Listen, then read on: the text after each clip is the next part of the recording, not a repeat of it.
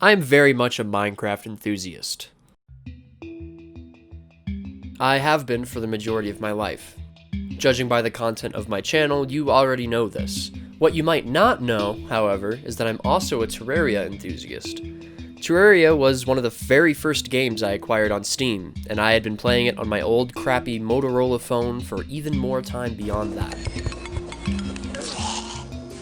You all have likely heard of Terraria. It's an understatement to call it a popular game, and although its numbers don't nearly match up to that of Minecraft's, it managed to reach 3rd place on the Steam charts a few weeks ago, topping games like Rainbow Six Siege and even Grand Theft Auto 5. But to some of you, that might not be how you know of the game. Some of you may be under the incredibly popular and bizarre misconception that Terraria is 2D Minecraft. The goal of this video will be to educate and inform you all about just how incorrect that misconception is, to the point where the games share nothing in common.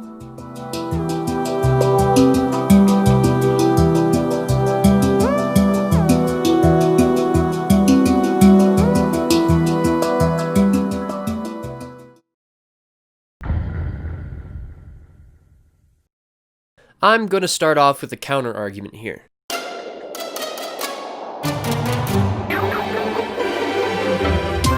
Yes, I know I just said that the games are nothing alike, but, well, that's a bit of an exaggeration.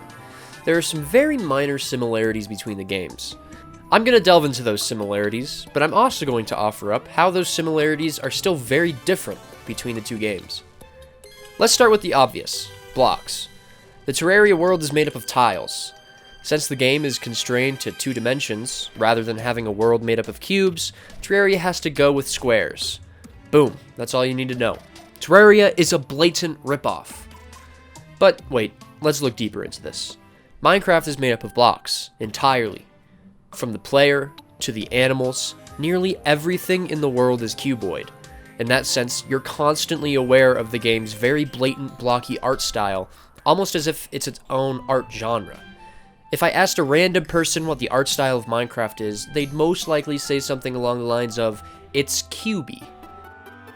Switching gears back to Terraria, sure, the game world is mostly made up of squares, but the art style is not cube-based in any way. All the enemies, animals, and equipment have their own unique and beautiful pixel art textures that are in no way constrained to a blocky shape. In that way, the player pretty quickly forgets that the base tile set is composed of squares. Take a look at this scene from the game. Does it really feel like the world is made up of blocks?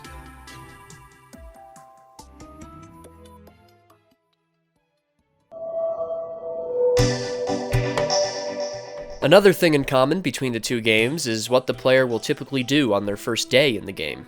Within both Terraria and Minecraft, by the end of your first day, the usual goal is to have some basic gear equipped and a shelter to protect against the creatures of the night.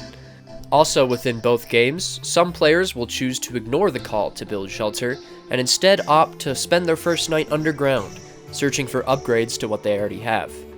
There goes my entire argument, right? Terraria is a blatant copy. Well, no, that's not the case at all. Terraria pushes you to shelter yourself from the night because, unless you're lucky during the first day, the night enemies are too strong to consistently kill without somewhere to hide. Minecraft pushes you to do nothing. In Minecraft, you call the shots on how to handle your first night. You may be thinking the case with Terraria, that the night enemies are too strong, applies to Minecraft too. It really doesn't. Within Minecraft, you'll be facing the same threats every night no matter how progressed in the game you are. Zombies, skeletons, creepers, and spiders. For this reason, Minecraft has to be balanced in a way that enables players with basic stone and iron gear, supplies that can be obtained easily on the first day, to stand a fighting chance against the dangers they will face. This is what makes Minecraft a great game. The game is what you make it. If you wish to fight, you fight. A player can quickly obtain a bed if they don't wish to fight at all. However, if a player truly wishes to follow the traditional route of building a shelter and locking themselves in for the night, they may also do that. Terraria, on the other hand, follows a significantly more linear route. You can't flat out skip the night like in Minecraft, and enemies drop important things like coins and crafting materials used for other things later on. Plus, building homes is an important concept within the game, since NPCs use them to move in and sell essential items to the player.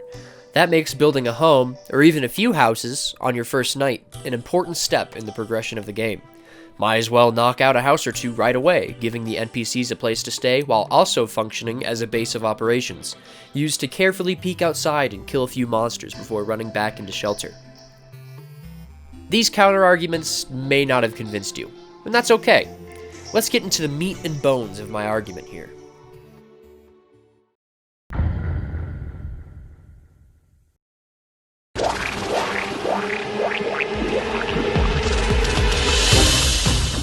In order to really understand what makes these two games so different from one another, all we really need to do is look at the purpose of each game on its own. What makes the player keep playing? Terraria's purpose is to get better gear, which the player can use to kill stronger enemies, enabling them to get even better gear, and so on.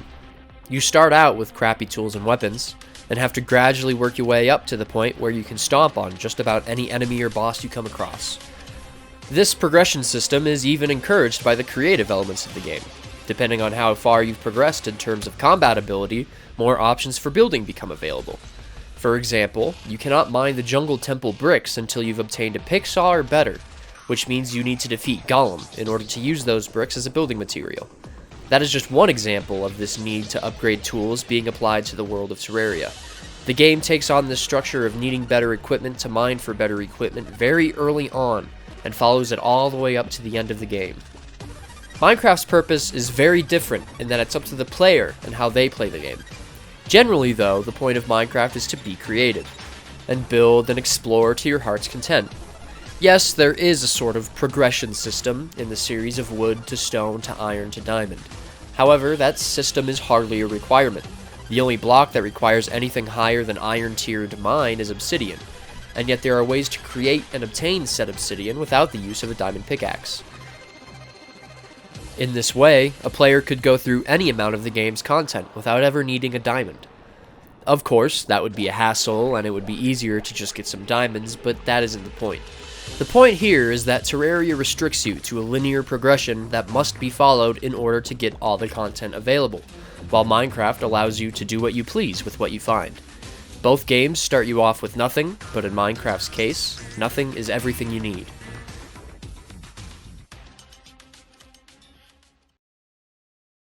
This point can also be seen through the endgame content of each game.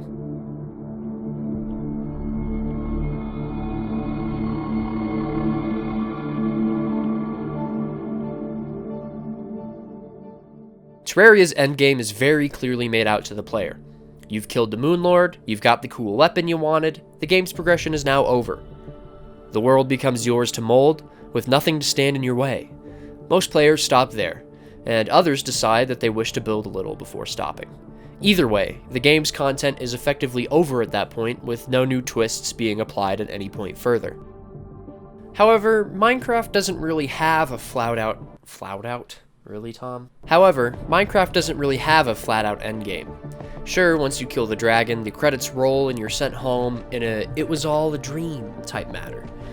Yet, upon returning to the end, a player will likely discover a new portal, leading to the End Islands, granting them new gear and further exploration power in the form of the Elytra. The Elytra's mere existence disproves the end as Minecraft's end. It encourages the player to explore farther than they ever have until this point, and to keep living within the game's world. That's hardly an endgame. Furthermore, Minecraft is famous for letting the player do what they want. I've made this point many times already, but it's really up to the player to decide when to quit. When I was really young, and I always played in peaceful mode, I considered getting to the Nether to be the endgame for me. This was mostly because I was scared of dying and losing my cool diamond sword, and also I had the attention span of a goldfish, but that was my own choice. Other players do consider the dragon being the endgame, and stop playing upon its defeat. However, longtime fans of this channel will know that stopping there isn't the end. I certainly didn't stop. There's still so much more to be done in the cubed world of Minecraft. One could argue that the endgame of Terraria could be what the player makes of it, just like Minecraft. For instance, a player could say, I think the lunar events are too hard, so I call the endgame at Golem. This is flawed logic. Terraria's linear progression system basically flat out makes it so that there has to be an endgame somewhere. If you choose to stop playing at Golem, you'll be missing out on all the post-lunar event and post-moonlord content, which is a lot. Since the point of the game is to defeat enemies and get better gear, by calling the endgame somewhere that the game doesn't truly end, you haven't truly finished the game. In a way, it's like saying you're in the end game of Portal before you've even defeated GLaDOS.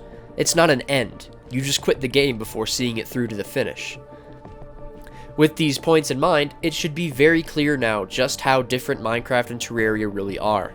They have their own strengths, suited to a fairly similar player base while not actually being similar games. But was the misunderstanding of the games copying each other really a bad thing?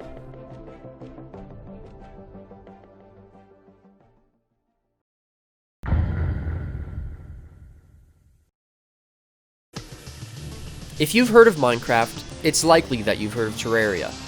If you've heard of Terraria, it's likely that you've heard of Minecraft. Because of the games' reputations of being similar, despite having these glaring differences, they've become something like sister games. They even give each other little shoutouts, such as in Minecraft's splash screen, also try Terraria, and Terraria's window message, also try Minecraft. So, in the end, this whole argument I've been making hasn't been to say that one game is better than the other, or that if you play one game, you shouldn't play the other. In fact, I very much support the relationship between the two games. I love both of them dearly, and the fact that they've bounced their successes off one another is very nice to see.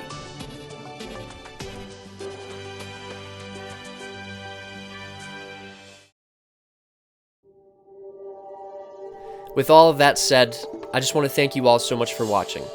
The reception of the first video within the Serious series was fantastic. I really appreciate all the kind words you all left for me. Seeing nice comments like that really got me motivated to start on the next entry in this series ASAP, and so here it is, and I hope you enjoyed it. If you want to see more content like this in the future, don't hesitate to subscribe to get notified when I upload again, as I have some other video ideas already worked up in my brain, ready to turn into scripts. On a related note, from here on out, the Serious series will not be focused on Minecraft. I may make another video on it at some point, but expect more varying ideas to come from the style of content. They may not even be video game related all the time. That's all for this video. Thank you so much for watching. I'm Semo, signing off.